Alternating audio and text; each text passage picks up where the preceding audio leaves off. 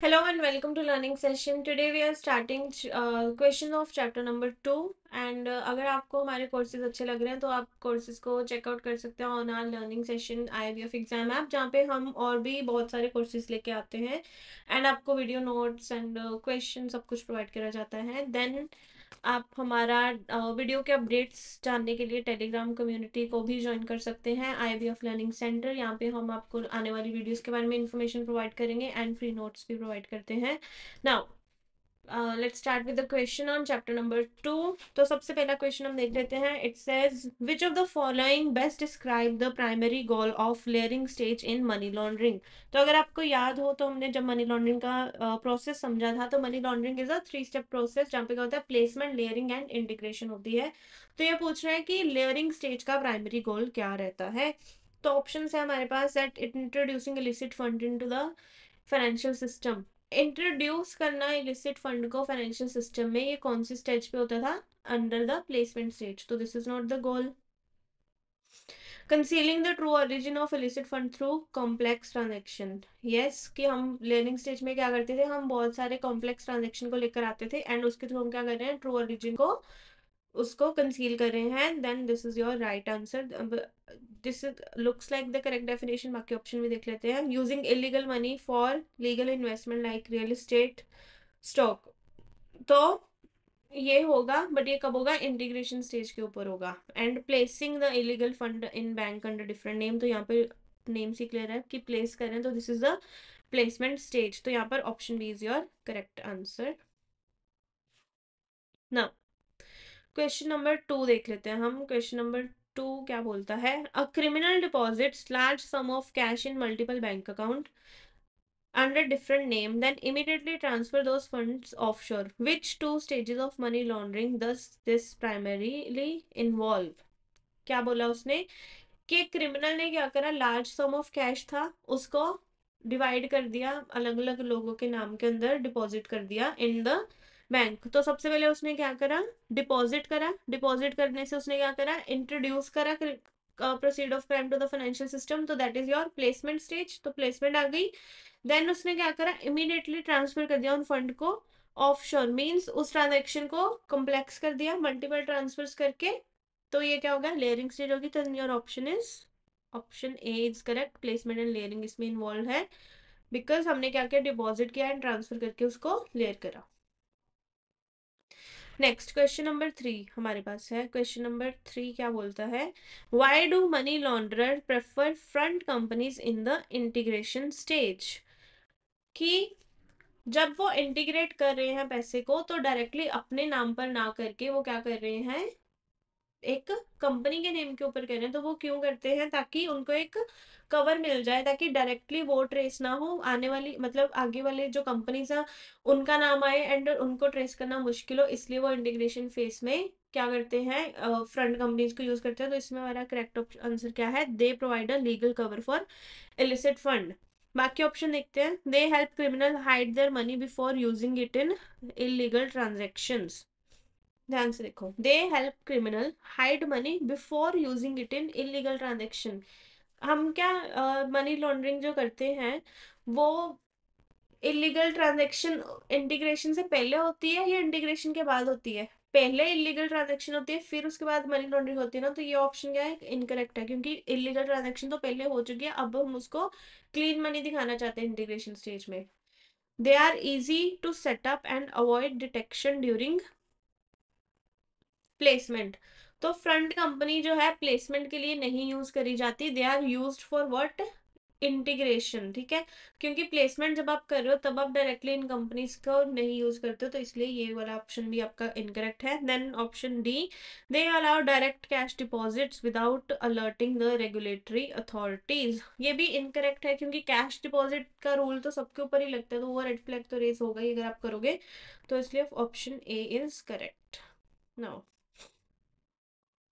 Question 4 read करते हैं. Question 4 हमारा क्या बोलता है? That which of the following techniques is most commonly associated with the placement stage of money laundering. तो using cryptocurrency exchanges, cryptocurrency की exchanges कहाँ पे यूज करी जाती हैं? इट इज यूज्ड जब आप कम्प्लेक्स करना चाहते हो ट्रांजेक्शन को, या जब आप उसको इंटीग्रेशन फेज पे लाते हो। It is not used in placement stage. आप डायरेक्टली क्लाइम करके क्रिप्टो में नहीं कन्वर्ट कर सकते हो। परचेजिंग रियल एस्टेट भी क्या है? इंटीग्रेशन स्टेज का पार्ट है, जब आप अपने उसको क्लीन में कन्वर्ट करने के लिए उसको क्या कर रहे हो, रियल एस्टेट में इन्वेस्ट कर रहे हो। Then investing in stock and bond is also your integration stage. Now बचता है option C, smurfing large amount of cash into multiple small transaction। तो ये smurfing की टेक्निक भी हमने पढ़ी थी, जिसमें हम क्या करते हैं, ब्रेक डाउन करते हैं ट्रांजेक्शन को।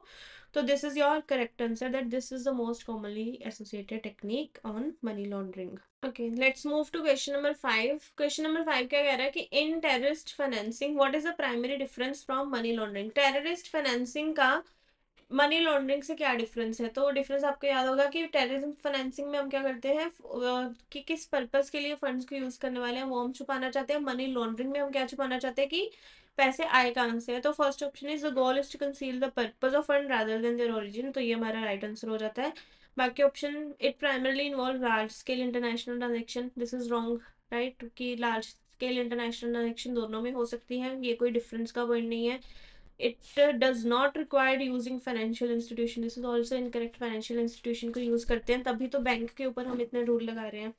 It is usually easier to detect due to its structured nature, no, इसको डिटेक्ट करना, दोनों को ही डिटेक्ट करना क्या होता है, मुश्किल होता है। तो ऑप्शन ए इज करेक्ट। अब देखते हैं क्वेश्चन नंबर 6।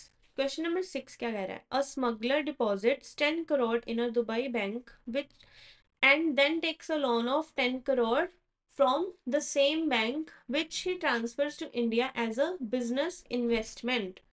उसने क्या करा, पर्सन ने दुबई का एक बैंक था, उससे लोन लिया। लेट्स से ए पर्सन है, उसने दुबई से पहले तो लोन लेके पैसे उसके पास आए, फिर उसने वो पैसा वापस क्या कर दिया, सेम बैंक में क्या कर दिया, डिपॉजिट कर दिया। इसी बैंक में डिपॉजिट करके इस पैसे को ट्रांसफर कर दिया टू इंडिया, ठीक है, एज व्हाट, बिजनेस इन्वेस्टमेंट।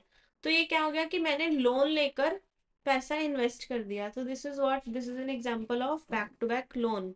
क्योंकि स्मर्फिंग में क्या होता है, we break down into small transaction, है ना, लार्ज लार्ज अमाउंट को हम स्मॉल स्मॉल में डिवाइड करते हैं। हवाला में क्या करते हैं हम, एक जगह से फिजिकली कैश को ट्रांसफर करते हैं, ठीक है। शेल कंपनीज में हम क्या करते हैं कि कंपनीज को यूज करके जस्ट फॉर द फ्रंट हम पैसा ट्रांसफर कर रहे हैं offshore.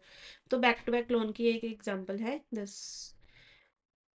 Then we have question number 7। अब क्वेश्चन नंबर 7 क्या बोलता है, that a bank notice multiple transaction just below the legal reporting threshold. तो जब लीगल रिपोर्टिंग थ्रेशोल्ड के बिल्कुल नीचे खेलते हैं, that is your structuring, right. तो ये स्ट्रक्चरिंग की एग्जांपल है। लेयरिंग क्या होता है, कॉम्प्लेक्स करना। स्मर्फिंग क्या होता है, ब्रेक डाउन करना। इंटीग्रेशन क्या होता है, उस पैसे को फिर फाइनली हम जब इन्वेस्ट कर देते हैं या उसको आराम से क्लीन मनी की तरह यूज करते हैं। तो this is example of structuring. Question number 8, how does a funnel account facilitate money laundering? तो फनल अकाउंट मनी लॉन्ड्रिंग को फैसिलिटेट कैसे करता है? तो फनल अकाउंट में होता क्या था, हम क्या करते हैं, एक जगह से डिपॉजिट करते हैं,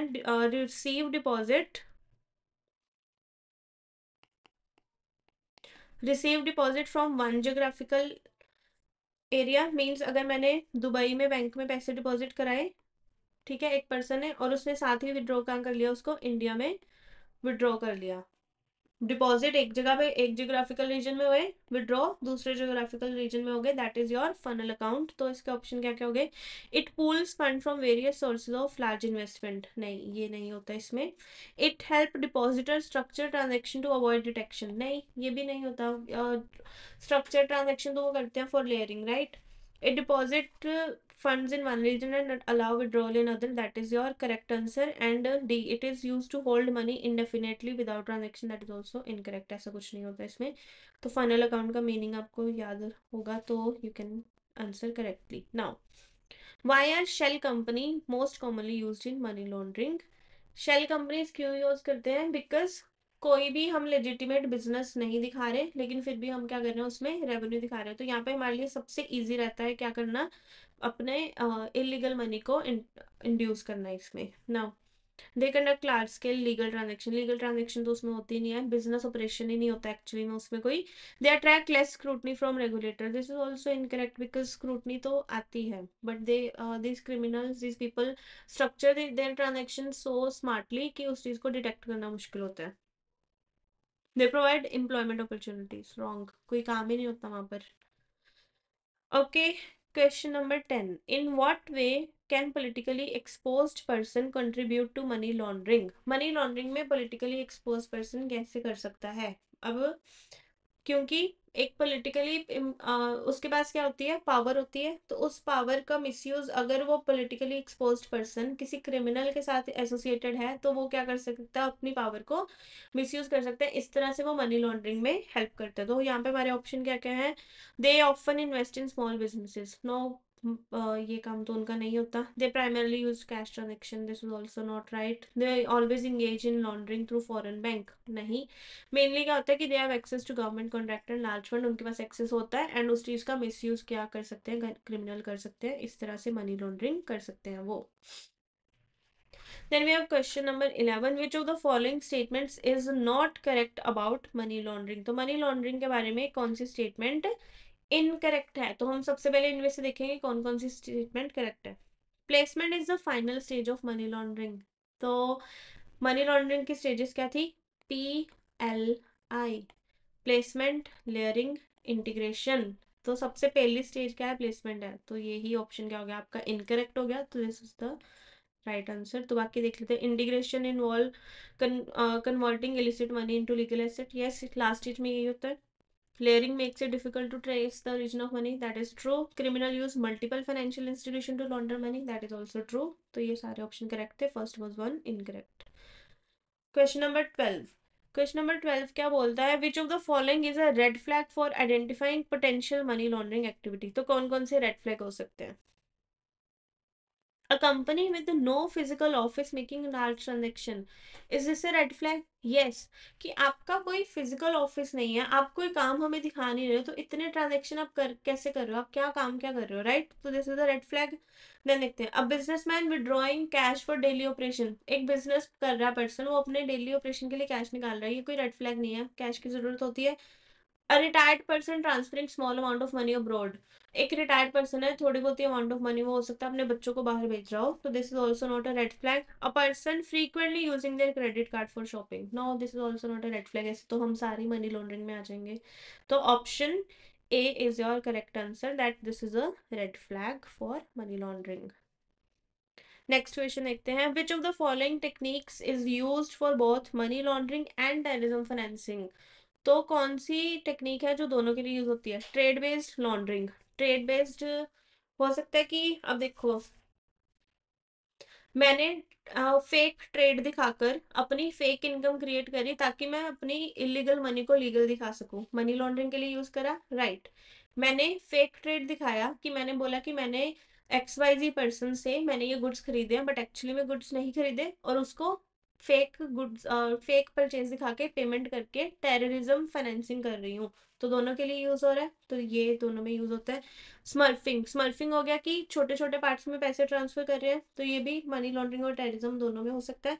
स्ट्रक्चरिंग, ट्रांजेक्शन को इस तरह से मैंने लेयर कर दिया कि उसको ट्रेस करना मुश्किल हो गया, मनी लॉन्ड्रिंग में भी होता है, टेररिज्म फाइनेंसिंग दोनों में होता है, तो the right answer is all of the above, both option are used for money laundering. Okay, question number 14. Which of the following is not a method of terrorism financing? तो सबसे पहले fake charities, तो fake charities is the most commonly use method of terrorism financing, अगर आपको याद हो कि charitable organisation बनाई जाती हैं, उनके थ्रू पैसा घुमाया जाता है फॉर टेररिज्म फाइनेंसिंग, तो ये तो बिल्कुल है method of terrorism financing. Legitimate businesses को भी यूज करते हैं, हम दिखाते हैं कि सेल है बट एक्चुअली में हम क्या कर देते हैं, टेररिज्म फाइनेंसिंग कर रहे हैं। लॉटरी विनिंग्स, लॉटरी विनिंग्स इतना कॉमनली यूज नहीं होता because it's not a systematic, ये तो रैंडम बेसिस पे लॉटरी विनिंग होती है, तो ये कोई मेथड ऑफ टेररिज्म फाइनेंसिंग नहीं है। Then we have drug trafficking, तो ड्रग्स के थ्रू तो पैसे ट्रांसफर होता है, ये मेजर सोर्स होता है टेररिज्म, टेररिस्ट लोगों के लिए। तो your right answer is what, lottery winning क्या है, एक टेररिज्म फाइनेंसिंग का एक सोर्स नहीं है। बाकी सब क्या है टेररिस्ट फाइनेंसिंग के मेथड। हम अभी स्टेटमेंट वाला क्वेश्चन देख लेते हैं। Which of the following is correct. तो स्टेटमेंट्स दी गई हैं, हमें बताना है कौन कौन सी करेक्ट है। Money laundering follows 3 stage process of placement, clearing, integration. Is this statement correct? Yes, this is correct. Terrorist financing aims to conceal the source of fund rather than their purpose. क्या ये statement correct है? No. Terrorism financing में हम क्या कर रहे हैं, purpose को कंसील करते हैं। ओरिजिन को किस में कंसील किया जाता है? मनी लॉन्ड्रिंग में, तो this is not correct. Hawala transaction are always illegal. Yes, they are always illegal, right. तो इसके बाद आता है shell companies are often used for tax evasion and money laundering. This is also correct, ठीक है। Question 16, which of the following statement about smurfing is true. तो smurfing के बारे में कौन कौन सी स्टेटमेंट ट्रू है? It involves moving large sum of money through a single transaction. Smurfing में हम मनी लार्ज अमाउंट को एक सिंगल ट्रांजेक्शन में करते हैं, या फिर लार्ज अमाउंट को स्मॉल ट्रांजेक्शन में डिवाइड करते हैं, तो स्मॉल में करते हैं। This is not correct. It is a method used in terrorist financing. नहीं, दोनों में यूज होता है, मनी लॉन्ड्रिंग में भी यूज करते हैं इसको। It consists of breaking large deposit into small amount. Yes, it refer to use of shell company for layering. Layering के लिए यूज करते हैं इस चीज को, नहीं ये अलग चीज होती है। तो option C is true about smurfing. Question 17 next देखते हैं। Which of the following practices is considered a high risk indicator of money laundering in real estate transaction? Real estate transaction के अंदर हाई रिस्क इंडिकेटर क्या है money laundering का? A buyer taking a home loan from a reputed bank. इसमें तो कोई भी risk नहीं है, ये नॉर्मली सभी करते हैं, right. A property purchased in cash with no clear source of fund. This is a major red flag, ठीक है, कि पर्सन के पास पैसे कहाँ से आए और इतनी अमाउंट कैश में वो कैसे पे कर रहा है, तो this is a red flag. A buyer paying market price for property, ठीक है, नॉर्मल ट्रांजेक्शन है। A first time home buyer getting a mortgage for small apartment, ठीक है, बंदा लोन लेके प्रॉपर्टी परचेज कर रहा है, तो उसमें क्या ही मनी लॉन्ड्रिंग कर रहा है वो, राइट। तो option B is a commonly use practice for money laundering and it's a high risk indicator. Then question 18, which of the following statement about हवाला transaction is correct? हवाला transaction में क्या क्या correct है हमें बताना है। They always involve formal banking institution. तो हवाला ट्रांजेक्शन में बैंकिंग इंस्टीट्यूशन इन्वॉल्व ही नहीं होता है, ये बैंकिंग सिस्टम के बाहर ये ट्रांजेक्शन करी जाती हैं, तो this is not true. They are difficult to track due to lack of proper trail. Yes, क्योंकि बैंकिंग सिस्टम नहीं यूज हो रहा, मोस्टली कैश में पैसा इधर उधर घूमता है। Then they are exclusively use for terrorism financing. Exclusively terrorism के लिए नहीं यूज होती है, मनी लॉन्ड्रिंग के लिए भी इसको यूज किया जाता है, तो इसको हम इनकरेक्ट बोलेंगे बिकॉज एक्सक्लूसिवली नहीं यूज होता। They are illegal in all countries. तो ऑल कंट्रीज के थ्रू इलीगल नहीं है, बिकॉज कभी कुछ कुछ कंट्रीज में इनको रेगुलेट भी किया गया है, तो this option is also not right. तो option B is your correct answer. Next question 19, which of the following strategies do money launderers use in trade based laundering? Over invoicing and under invoicing of goods. हम ये चीज़ करते हैं कि goods actually में 1 लाख के थे, उसको 10 लाख का दिखा दिया और पैसे घुमा लिए, तो इस तरह से मनी लॉन्ड्रिंग करते हैं, this is right. Paying employees in cash, नहीं, एम्प्लॉयज को कैश में सैलरीज कभी कभी दे देते हैं, that is not an issue. Using only digital payment method, no. Avoiding trade based laundering तो नहीं है ये। Avoiding all cross border transaction, this is also not trade based laundering, तो option A is your correct answer. Then we have question number 20 and इसमें हमें बताना है कि कौन सी स्टेटमेंट जो है करेक्ट है अबाउट पॉलिटिकली एक्सपोज्ड पर्सन। तो कौन कौन सी स्टेटमेंट करेक्ट है हम देख लेते हैं। PEP are individual with prominent public role that may be vulnerable to corruption. Yes, यही होते हैं politically exposed person. Banks are required to conduct enhanced due diligence on PEP accounts. Yes, bank को इसके ऊपर ज़्यादा ध्यान रखने की ज़रूरत होती है. All transaction involving PEP are illegal. No, ऐसा तो नहीं होता है ना. And PEP status apply only to politician. नहीं, अगर कोई पर्सन है जिसके पास अथॉरिटी है, पावर है, वो क्या हो सकता है, पीईपी हो सकता है. This is also incorrect. तो your correct answer is A and B. First and two statement are only correct. तो इसी के साथ हमारे क्वेश्चंस क्या होते हैं, कंप्लीट होते हैं. एंड आई होप कि ये क्वेश्चन के थ्रू आपको चैप्टर को रिकॉल करने में हेल्प रही होगी, कंसेप्ट्स आपके रिकॉल हो गए होंगे. एंड अगर आपको ये वीडियो अच्छी लगी हो then please let me know. I will see you in other lectures. Bye bye.